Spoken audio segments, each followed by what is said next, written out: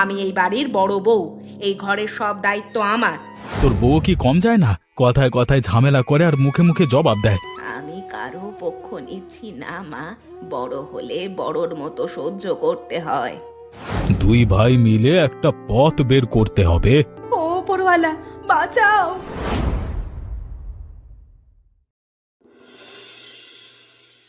বৌদি, আমার রান্নার হাঁড়িটা কোথায় রাখলে গো? সকাল থেকে খুঁজে পাচ্ছি না।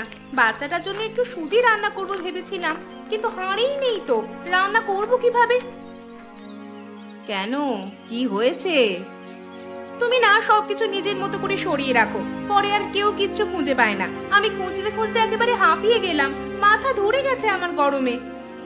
তোমার হাঁড়ি আমি কেন রাখবো? নিজের জিনিস নিজে সামলাতে পারো না, দোষ আমার ঘাড়ে চাপাও।